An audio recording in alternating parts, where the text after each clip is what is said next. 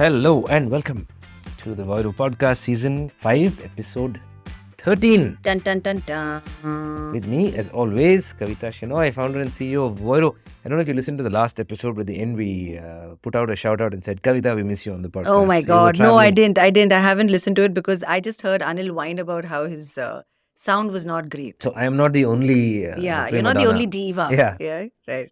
Man, I'm on a diet. You've been telling us. Yes, anybody who will listen to me, I've been saying I'm on a diet.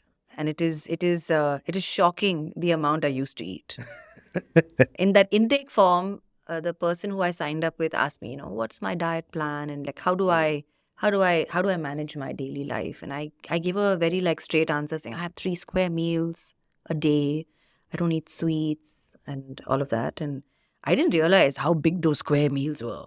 God. It's terrible. And but it's an eye opener on how our eating habits have changed over the years. And I squarely blame it on easy access to nonsense food that we have. I know whether you do this. You order in after dinner's made at home and you say, oh, I feel like having something else. Something fun. Do you want Something fun. Do you want what's been made or do you want Something fun. Yeah, what is It's a very that? common question Exactly. in my So, house. The chief architect of Instacart was on a podcast recently where he was talking about what he's working on for that. And he said this question, what's for dinner? What's for dinner? Apparently is the most second popular question in the world. Second only to what is the meaning of life? Oh my goodness. Yeah. It's clearly very this is all first world country questions because what's for dinner in a poor country like ours will be nothing. Yeah. Anil has been trying to convince me to skip dinner and I have tried in vain for the No, I last can't skip meals. 25 days until I finally went to him and said, I cannot. No, you can't skip meals. I guess you can, I think trying to bring down your hunger index, your hunger thermostat, right? As to how hungry you are and therefore how much you eat is, I think, something that's doable. And this whole stomach shrinking and all of that jazz doesn't actually work. It's just about your mental state and your relationship with food, which I thought Relationship was... with food is... it's really unhealthy for me, man. I thought it was healthy, but I genuinely eat a I've lot. spent years having a terrible relationship with food. Really a lot. I'm quite random. There are days when I hate. Suddenly when I travel, I'm just in love with food, as you know. Yes, You have seen. but when you're in Bangalore, But I'm in Bangalore, you're in a foul mood about food. yeah. And then I get hungry and, And then I collapse. Yeah. Now, speaking of Instacart, right? Bit of a mess. Have you ever searched for stuff on Google? Right? If you search like a raincoat, or if you search for shoes of a specific kind, or if you're searching for trekking gear or whatever else, there is a decided shopping rail that comes up, Yes. right, on top, and there's also a tab that says shopping. And when you click on it, you go into whatever picture that is up there because that particular vendor, or say Flipkart or Walmart or whatever, has put that behind. Put a search link behind that particular product list. But now what you can do, and Instacart has signed up with Google with, is that as a seller on Instacart, as an advertiser, like a brand owner, you can actually place and bid and actually pull out your product list ad and place On it Google Shopping. on Google Shopping, Google Search. So you're not But bidding using against... data from... Yes, they share data with each other now, it's fantastic, and it's heralding a completely new way of driving e-commerce advertising because, most of the e-commerce companies were capping. They were almost becoming like storefronts. Like you would only have POS type advertising, like highly transactional advertising, and not be able to move beyond the virtual wall, so to speak, of your own app interface and your own app experience. And now with search being included and data being shared, it's going to change the game completely.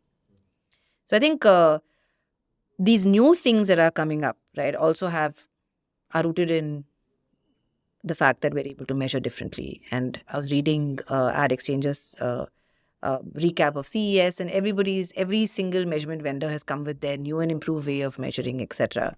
And last year, same time, we spoke about CES. We had good Speaking laughs. of new things. Yeah, speaking of new things. We spoke about, I think last year there was a lot of Meta and AR and VR that was actually doing the rounds on the floors there. But What do you think is happening this year? We had a good giggle about this in the morning, Yeah, but of course. I really want to attend CES at some point. It looks like a hoot. yeah. It's still a day left, and so I'm waiting You want to catch a flight? Let's go. we might just make it. Yeah. At least for the after party. Yeah. Nothing else. But I'm looking forward to all the recaps next week. But I was looking at some mid CES updates, and I thought there were some interesting ones.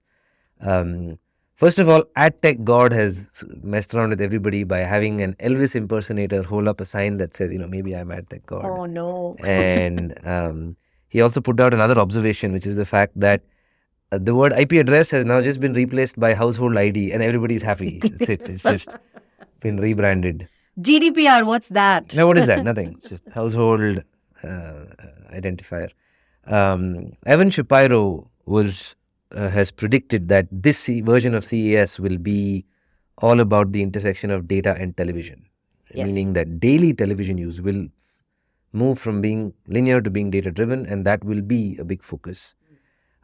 He's also predicted that all the measurement folks will showcase the fact that the data behind every ad deal this year will decidedly be just as important as the content against which the ads run. And this battle to be the best currency in advertising is going to be all the rage, which was his prediction. I saw stray photographs. The who's who is there. Sir Martin Sorrell was talking about commerce media. Linda Yaccarino was there. She had a breakfast session where she was talking about Twitter's efforts to crack down on misinformation and anti-Semitism, which is also now a big problem that Twitter is battling. And there are elections around the corner for them. Oh boy. Yeah. Anil and I were talking about one of the big 2024 predictions last year, which is clearly playing out, which is the fact that Twitter or X is going to invest more in small advertisers and move down the SMB route. Publica was at CES talking about something that they have now been pitching hard for the last year, which is the future of CTV is here and it is going to be programmatically driven. Paul Gubbins runs a poll pretty much every 2 weeks where he says, do you expect it to be programmatic? Do you expect it to be direct? And increasingly, I'm seeing that programmatic bar move up. Something about the efficiencies of the programmatic landscape married with technology for direct sold products. And also the way work is getting done today, right? It's not all relationship based, meeting people in office. How do you pan across the plethora of information coming your way? You need technology to be able to crunch that in and make it happen, and then maybe take small meaningful steps that are direct and premium. Yeah. Yahoo had a huge party. Yeah. Yeah. What a comeback, man. I think they should give them a comeback kid kind of award. Yeah. Who was at the party? It's like everybody. It was like dimly lit, but there was the Wu-Tang Clan was performing. Ooh. It's a pretty happening event. Some of the stuff that caught my attention from the broader technology updates were Samsung has a transparent micro LED screen, which I thought was fun. There were some AI-powered holograms, the AI mirror for mental health, which kind of reads your face and gives you an affirmation right there in the mirror itself. Is it disappointing or is it a positive affirmation? Positive. Because positive I follow disappointing only. affirmations on Instagram, which is a hoot. It's such a great channel. Ben Thompson was talking about how after 2020, he kind of got very disillusioned by CES because he said all only incremental. I mean, yes, there's metaverse and AR, VR, but he talked about how it was only incremental for the longest time because, and this is a theory that Anil had purported a while ago, where he said, the smartphone is probably the biggest step we'll take in a while. Yes, there are tools like human AI and tools that are trying to do screenless tech, but he's like, we've hit it. We've hit the maximum. Now it's all about how you enhance it. So Ben was talking about how this year his kind of mood has changed because of the giant leaps in GPT and LLMs last year. Right. And so he said because of that, this year is all about AI and everything. And that's pretty much what he's seeing. And that's what pretty much, even I was reading, of course, closer to home, what Mint had covered as well. A lot of it is all about wearable tech, AI, different types of screens in which there is a lot of AI in it, different types of chips that are being used. Remember last year we spoke about chiplets. Of course. Yeah. I didn't hear them. I didn't hear them around this time around, but there's a lot of AI that's happening. And I feel like I'm a little overwhelmed by the presence of AI everywhere. I've been talking to people and friends who are looking for jobs now, and they're like, should I do a course? Should I like re-establish my credentials? Should I be doing something differently? Because there's a lot of fear of the unknown, fear of how am I supposed to do my job now? And there is a lot of uncertainty about how to move ahead. I still think where we are for the next 3 to 4 years, and we spoke about this the last time I was on the pod, saying that you need to know what to ask for, right? You need to know what you're looking for. It's not magic. So then experience still does count for a lot, but I'm worried about new entrants. Will there be a longer arc to you being prepared for a job, right? Or is it that we are going to be like how we were in school, where where a computer and how to use the internet was just de rigueur for us, and so will AI become de rigueur for you? Like asking for stuff to a nameless, faceless device, or expecting things to be given to you, or programming it into your day just becomes a way of life, right? And then what you do from there on is what you bring to the table. But AI everywhere, like what you're talking about right now, is something that is not surprising, but it's very exciting. Yeah, of course. Yeah. Also, I think the fact that the AI arc has been 40 years in the making. The only thing that changed last year is it kind of poked its head above the water and was able to put itself in the hands of everyday users. And I think that has just opened the floodgates. The big cool thing, of course, was Rabbit R1, which... What is it? What is it? Is it? Please tell me what the headline says. First of all, they insist that it's all lowercase, which is... they're militant about it for some reason. I know why. You know why. Yes. What else is called Rabbit is the question. So, Rabbit R1 is a device that everyone's saying is cool, but it most certainly will fail. It's like a little walkie-talkie, and the whole point is you don't have to remove your phone and navigate multiple apps. So, it's a second device that you pick up and give it an instruction, and it will figure out how to navigate your phone and get the job done. I like the attempt at inventing a new form factor itself between this and humane AI, but it's not yet been cracked. I mean, I don't want to carry another device. Yeah, I do not want to carry another device. So it's like a special device called Rabbit. Yeah, it's a walkie-talkie. So you give it an instruction, it uses large language models to process it and figure out how to get that done, even if that involves multiple apps and navigation within those apps. Right. So while I was reading about this controversially named instrument called Rabbit, right?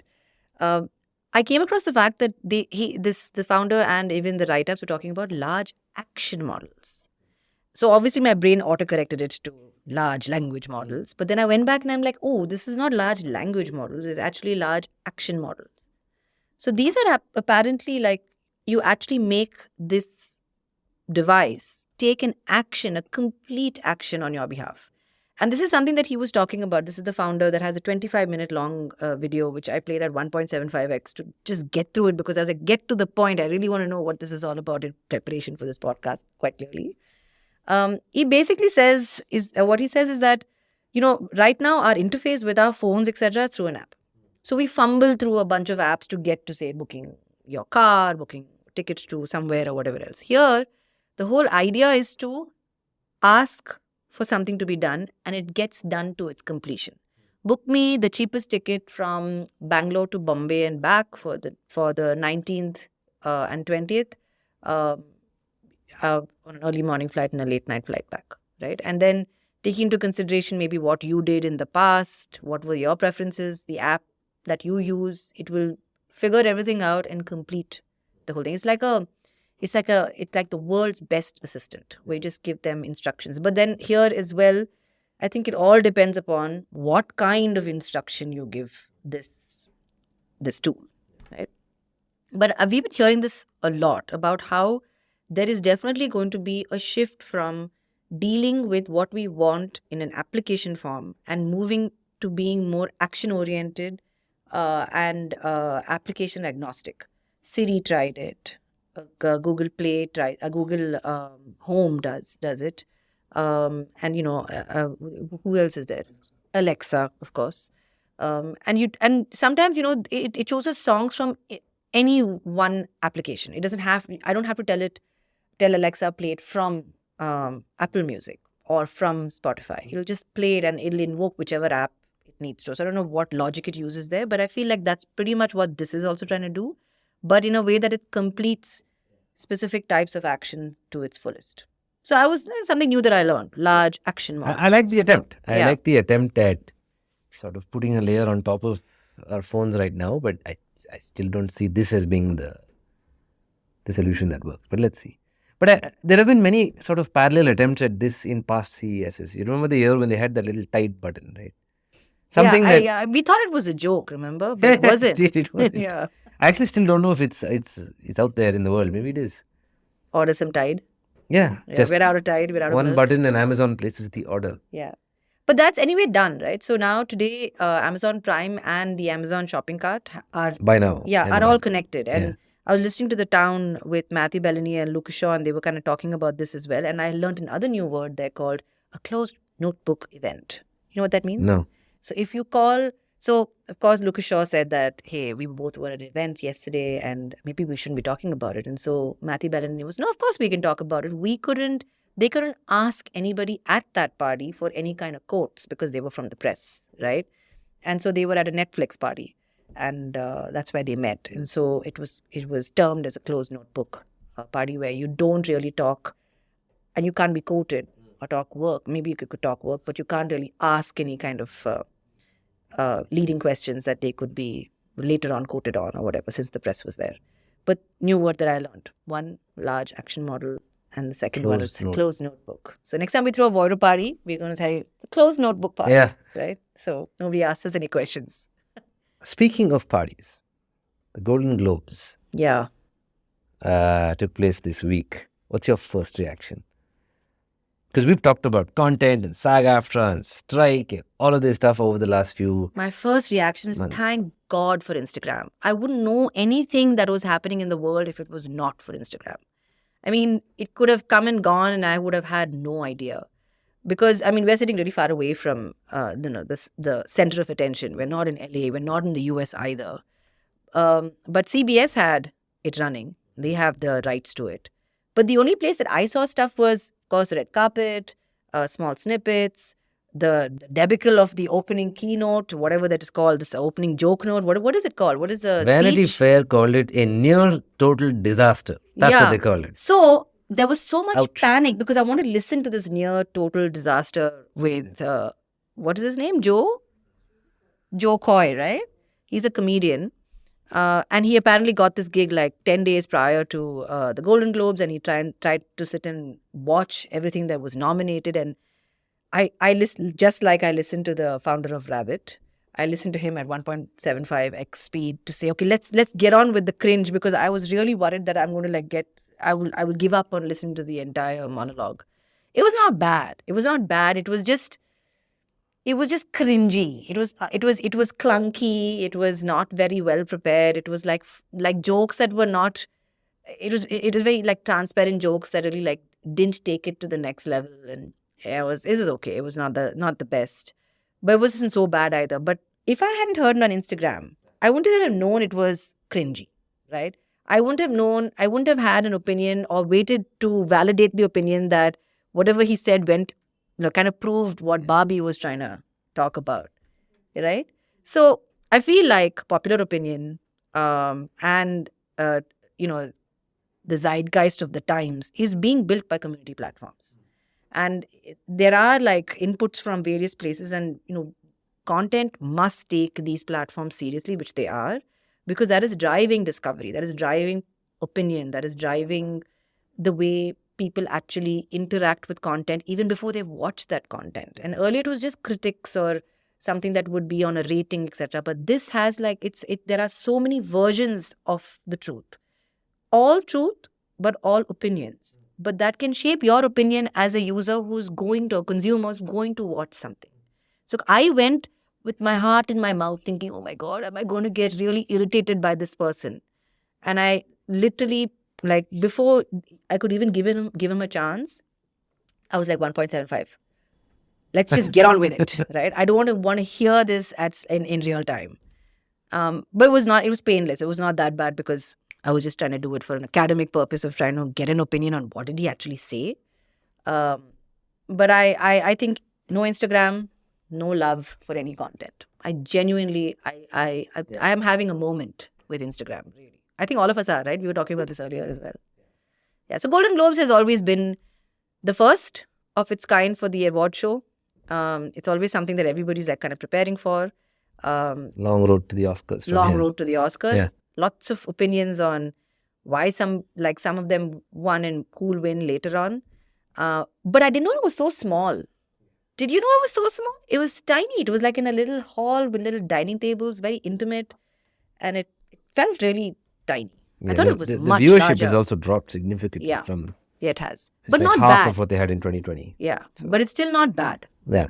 It's still not bad for the effort. But I feel like there's a lot of legs that these community platforms are giving it. I'm sure since we don't have TikTok in India, we don't have TikTok in India.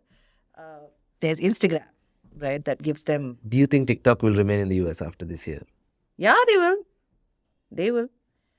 They will remain in... They will never come to India. That's for sure.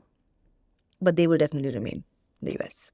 Speaking of other events other than the Golden Globes, OTTVerse has put out their entire OTT event list for 2024 all the way up to October, right? And we'll put up the link in the show notes as well. A lot of times, you know, people who are entering the market for the first time, people who are entering job roles for the first time to understand what events they need to attend, etc. There's always, hey, what do I go to next? This is a great reckoner, and I think everybody should peruse the list and book your tickets right away and try and make your way there. Lots of stuff. It's an India plus the rest of the world kind of an event, which is good for companies who are trying to build out of India. Yeah. What else? What else is going on? We were talking about new developments in the world of AI. Yes. Before we round off to some more local news. Sam Altman got married. What? Yeah. How did I miss this news? Yesterday. And many To people whom? didn't believe it. Many people didn't believe it. He Believe got it like married. somebody wanted to marry No, him, they or thought that... the photograph was AI generated. Many people did. So they looked closely because he got married to his longtime partner. Okay. And many people assumed that if you look closely, it would be a photo of Sam marrying Sam, administered by Sam. Well, was it? Poor Sam. Legitimate wedding. So congratulations. Lena is Sam Altman. desperately getting onto the internet to say, oh my God, who did he marry? Yeah. Now, the last time Sam was in India, he controversially said to Rajan Anandan that you can build foundational models, you can try, but you will not catch up, but you should try anyway. And now we have SarvamAI, an India startup that has raised $41 million this week, which is no small amount. So we seem to be making at least progress in terms of the kind of capital we're putting behind a foundational model, which, as I understand, is not going to focus on English. It's not. It's going to be taking into consideration all the Indian and Indic languages, etc. And I think Sarvam in Sanskrit means all. Yeah. So they want to make it accessible to all, which is it's a good place because, you know, when we were thinking about it, you just try and extrapolate what AI is doing today, the way we deal with asking for things. It's actually, if you don't have to be literate. You can ask for stuff and get it, right? Which is why phones got on so well in India, because you didn't need to type something in. You would just pick up the phone and talk to somebody else. And yesterday we were talking to one of my friends and we were chatting about how people seem to be on the phone all the time. They're just plugged in. They have a phone. They're driving a car. They're sitting in a park. They're washing vessels. They're receiving people. And they're talking to somebody all the time. In India, our data packages are low. Our call rates are cheap, right? Sometimes they are free. They are subsidized by something or the other. So if you go take a cab in India, if you're in an Uber or in an Ola, you will have a person who will be chatting with somebody all the time. And you don't know whether they're chatting with you or with somebody else. And it will be about, oh, who's come home and, oh, say hi to them. And then the phone will switch between them, whoever they're talking to, and then their children, and then some other grandparent. And I once was in a cab where I didn't complain or I didn't ask him to switch it off because he really wanted to sort of listen to this person giving him a loan. And he was so excited about whatever this loan situation was, right? Whatever the terms of this loan was. And I was like, I would have switched this off before that person could say hello, right? And this guy obviously wanted to engage this person on a phone call, and he said, or फिर और क्या मिलेगा?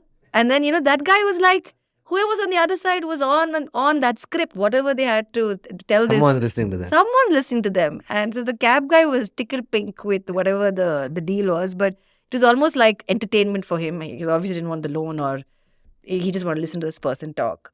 And I let it play out because even I wanted to know what was going on in this like absurd car ride. But talking and communicating via speech is something that is not alien to Indians. AI, at some point or the other, will move from being text prompt based to language prompt based. And which is what this rabbit is also trying to do in terms of speech, right? Talk to my phone. I don't know why he named it a rabbit. Everybody in this room is giggling, but anyway. The whole world's talking about it. Yeah, the whole world's talking about it. And yes, rabbit with a lowercase. Yeah. Anyway, so I'm excited about Sarvam. Yeah, Sarvam. So I think it's huge promise. Yeah, I have not looked into their offering, but given what we've read so far, there was some talk last year about as OpenAI was making leaps and bounds in their own foundational LLMs, and the world was, of course, in awe of its capabilities. I think three things happened. One is everybody started to build applications on top of it and try to incorporate that into traditional applications to make them sort of 10x better or faster. Two is, of course, competition caught up across all the big tech companies, which seem to have the capital to sort of run behind this, which is why I'm excited about Sarvam. It's not built by Google or Apple or any of these But things. It's built by somebody who worked on the Aadhaar project. So they genuinely know scale. Which was the second thing that sort of came out of last year. A lot of pundits believe that given the direction this is taking, foundational trained large language models have so much potential that it could be a national security asset if countries start to focus on building models that serve their purpose and their languages. And this is not only in English. You could really take your country forward. Like a large language model that is, for example, able to serve the plethora of Indian languages that we have can, in theory, further the Indian economy, can push our growth forward because you're suddenly taking Indian technology productivity, whether that's tech or marketing or services or whatever sector you need to drive our GDP, and basically enable it with AI. There are a few interesting attempts across the world to democratize this. I was reading about something in New York City recently where the government has realized that the infrastructure needed to access and leverage large language models are today only restricted to large companies or people with a lot of money. And so they've created a public project where in upstate New York there is a new facility that students can access for free so that the entire New York state educational system can basically send students there where the infrastructure is sort of paid for.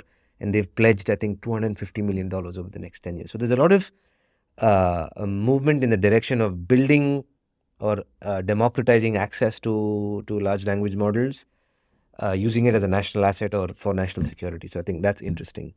What we did note as the year closed was Google launched Gemini, which of course was controversial.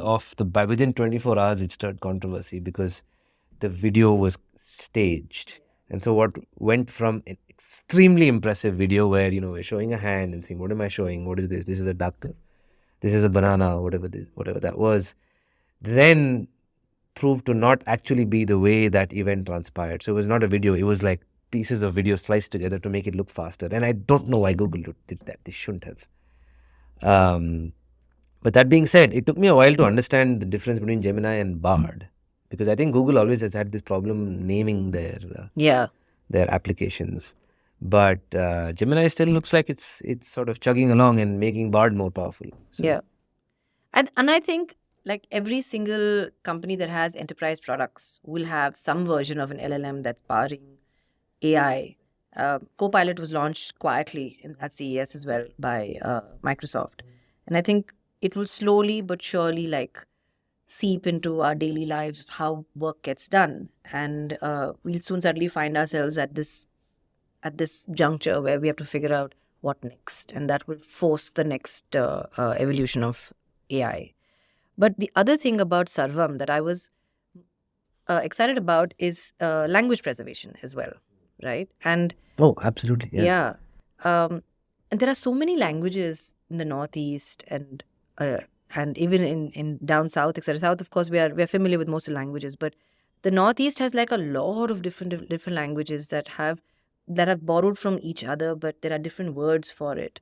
And I there's no specific translation available for a lot of these languages, but Google Translate has done a good job of it. So I feel like there's going to be something that even Google will do in term, because they did a lot of work to be able to translate things to Indic languages. There was a huge project that they ran maybe 12 years ago, where they hired people across Brazil and India to sit down and translate everything, right? You can use Google Translate now. That will probably also power a lot of the language models that can preserve languages, like Indic languages and specific type of vernacular languages. Especially all the dialects that we that we have. which might die. Yeah, it as could people migrate and move towards migrate, and cities it kind of like mixes up with other languages, and it kind of dies out and things like that. But then communication becomes so much better, and even folklore, skills, stuff that people actually communicate to each other with can actually be, I don't know, maybe Sarva will go around and have people talk into it and like record it and preserve it. Because there is so much, like even if you talk about farming, right? Although there is a lot of technology in farming, but if you look at farming and farming techniques or skill-based things or things based on folklore or medicine, stuff like that, which is a little bit on the fringe and not documented, we will document it. Maybe it'll help us at some point in time, because that kind of wisdom and knowledge hasn't come in because we don't have access, understand their language. And the other thing is, when we had the pandemic, I remember we went to the farm. The four of us had gone for a drive because we said we really need to get out. And so the four of us jumped in a car and we went to a little bit outside of Bangalore. And we wanted to make something to eat, right? And so we went to a butcher on the road, and the great men in the car just demurred and said, "Oh, we buy our meat prepackaged and frozen from the mall." And so I jumped out of the car to go to the butcher, and there was this lady who was sitting with her son, and he must have been in second grade, just about getting into formal education, formal school, and they were trying to run a class for English and math on the phone. And there was the father who was like sitting and chopping up chickens in the background. It was such an unreal scene. And the two of them, Anil and Anand, finally joined me, saying that, okay, fine, we'll come and stand next to her while, she's at this butcher. But this child couldn't understand anything that was going on, because the lady was talking in English, the mum was talking in Kannada. He was like, what's happening? I have no idea how to process any of this stuff that's happening. And I'm pretty sure once the teacher finished her class, there was no way for him to go back to asking questions in his own language, or for the mum to ask question in Kannada, so that it would be translated or told. So I think education also is a big deal, right? Even if it is spoken, it's something that can actually drive a lot of retention and revision. And so people can actually get conceptually better. Yeah. So, yeah. The other thing that all of this is opening up, which I think has also started to happen, is there is going to be a lot of regulation and confusion around regulation that will probably last a decade at least before it settles down. And we saw the year end with this as well, with the proliferation of all these large language models. And I'm curious to see if anything comes out of CES connected to this. But the New York Times is currently suing OpenAI for direct use of their content. OpenAI has responded by basically saying you have fabricated the use case, because as opposed to using a regular prompt and getting a response, you can actually paste half a New York Times article into ChatGPT and it will give you back the other half. So they're basically saying users can now go to ChatGPT for news instead of coming to the New York Times, which is supposed to be the source, and it eats up. And they're not getting paid for it either. Revenue. It's a complicated case because this direct lifting of full form content is also a bug that OpenAI has now closed. But OpenAI also responded and said, we are surprised that the New York Times has gone and done this publicly and sued us, because we were in the middle of a conversation sorting this out. And the conversation was actually moving on swimmingly. But in the middle of this, they've just gone and sued us without a claim on damages, So They've just shouted. They just shouted and said it's billions of dollars of loss. I guess, there's sometimes you just need people to understand that you're frustrated. I mean, everybody has these moments, and it probably happens in the corporate world as well. Just shout, stand at the rooftop and just shout saying, "What the hell?" Right? And then walk away. Yeah. Sarah Silverman sued Midjourney towards the end of last year. There's a conglomerate of Indian voice artists who are suing voice cloning AI tools. So there seems to be a lot of this also going on. But I think it's all tied to what is and is not fair use. So it's interesting to see how this plays out. I think the courts have a lot on their hands to be able to regulate this. And the thing is that we've tolerated use of in mimicry and things like that by artists in terms of creative license.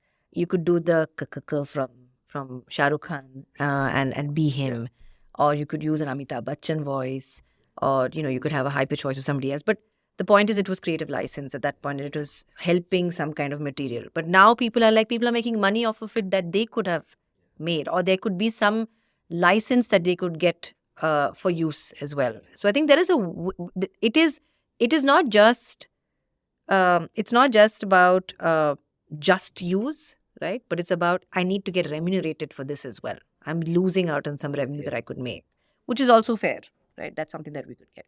What's happening closer to home? How are our OTT peeps? Who's buying who today? I wish I knew. I wish I knew. The Zee Sony merger seems to have hit its final snag, but Zee is denying it. So we don't know. But it's definitely on its last legs, the merger itself. It's either going to just happen with a consensus around who's going to lead the joint entity, or Sony's just going to walk away. I don't know if Sony has to pay a breakup fee like Adobe had to Figma. I'm sure it's there. Is there? Yeah, I'm sure, because they are the buying party, and if they are the ones walking away. But at the same time, there was a deadline of December 21st, which has been breached, and rumor has it that Sony has not extended it. They were supposed to extend it in writing, which they've not done. But if you look at it very, very, from macro perspective, it's nothing that Sony did that's what they're walking away from. It's the fact that there is an actual legal case that's against... No, apparently SEBI has cleared it. Yeah? They've said you can. Which was a little footnote that I had never read before. What do you mean? You can go ahead and... they can go ahead and merge, but the... No. That Punit Goenka can go ahead and hold an executive position in a publicly listed as a CEO? company. Yes. Oh, I did not see it. Did you see it?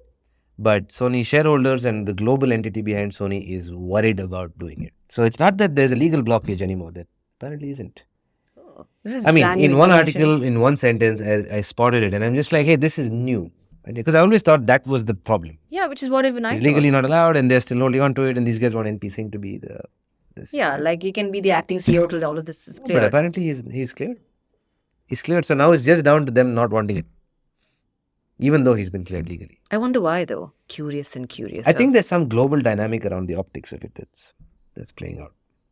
Either way, the one takeaway from me, and I was looking at the numbers, rumor has it that if this doesn't go through, then Reliance will probably swoop in and pick up. So wait. What is the competition authority doing? Isn't this like going to impede on consumer choice if that happens? It will.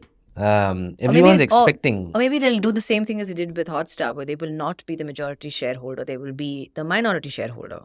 Or they'll be a majority shareholder, but it'll be a merger and not an acquisition. No, but either way, I know in Europe and the US, the competition authorities that are in play are really hard at work trying to block large deals, but I don't think India is there yet.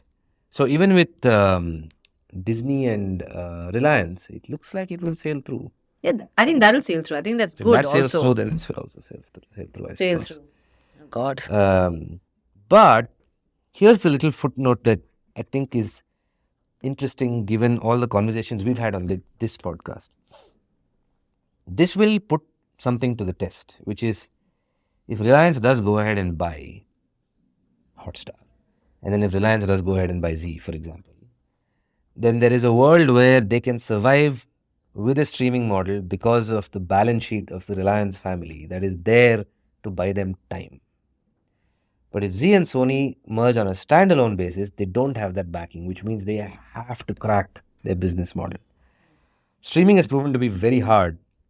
And the only thing that can save you is a very large balance sheet. And it's true. I mean, if you look at the merged entity, Sony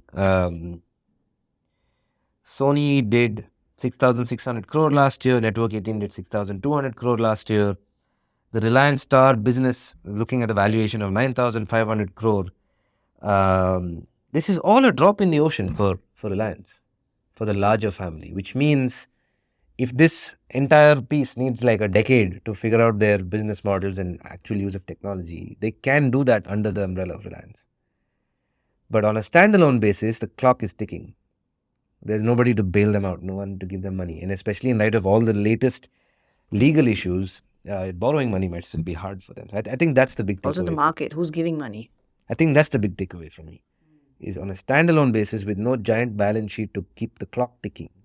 And Or sort of keep the clock, extend the clock. And we all know content needs deep pockets, Good which Lord, is why yeah. even in the US, people are looking at Amazon Prime and all the tech companies to be able to be associated to so that they are able to produce this content. Yeah. On that note, content, right? There's a lot of stuff that Voiro also does in this content space and trying to figure out data and decision-making based on content. What's happening? What's happening in the content space and analytics space for Voiro? We started off helping our customers, predominantly publishers and OTT players, with compliant revenue management solutions. And over the years, we've had the privilege of working with very large OTTs. And what we've found is increasingly that's a baseline that becomes de rigueur very quickly. The efficiencies that come with that are now assumed to be the efficiencies that you have as a business. And what we are increasingly seeing and what we've been able to support is the ability for content with the underlying data that comes from the metadata itself, audience data, revenue data, demand signals, market intelligence, to actually be able to speak to users in the last mile and help them make better decisions that are driven by data and content but have a direct line to revenue. It's almost as if your content could entertain and enthrall consumers while speaking to you as a business and helping you make tactical and strategic decisions. Decisions around ads products, decisions around sales strategy. You can today, if you're, let's say, selling ads for a large content company, you could follow a strategy of content selling, audience selling, vanilla campaigns where you're selling by metric. You could bundle content together. There's so many ways to package and be creative with how you sell. And we've always believed at Voiro that the aim of the game for us is to give our customers the ability to be data-driven but commercially agile. But putting content in the middle of this is basically where we've been sort of hard at work. And what we've found is that the return on investment is there for the taking. It has a direct line to impacting a growth trajectory of a monetization team, because we're able to have a direct impact on decisions around how they sell, sales strategy, sales efficiency, decisions around content, whether it's performing, whether it's not, whether we're selling it the right way, whether we're not, whether there are pockets of our ads product where certain content is overperforming or underperforming, but not just in a manner that this data is available for someone to use, in a manner that it can influence a decision, which is what we are heavily betting on with technology that's available to us today. But we think taking all of this data, making sense of it, putting AI at work, driving machine learning models that can spot patterns, spot outliers, make predictions, but the last mile, putting it in the hands of a user who can make a decision and be confident that that decision is backed by data and a sturdy algorithm, is actually very interesting for us to work on. This is what we've been hard at work doing. But effectively, we think your content can speak to you. Yeah. If You set like the environment. grappling around in the dark. Yeah. And fumbling around. All right. So I am looking forward to having a lot more shared, from the Voiro product Keep team. your eyes peeled. Yeah, keep your eyes peeled, and probably we'll link something in the show notes so that you, as a listener and as an industry peer, you can probably contribute. Yeah. And open Your invite. thoughts. If anyone of our listeners lives at the intersection of advertising, monetization, and content and wants to know more about what we're working on, We're happy to Yeah, we're happy to chat. chat. Yeah. Alrighty, so that brings us to the end of the last episode for the season. And 13 episodes. 13 episodes, yes. And I want to thank everybody for listening. Thanks, Leena, Santosh, Gautam, Anand. Thank you, Kavita. And see you all next season. Bye.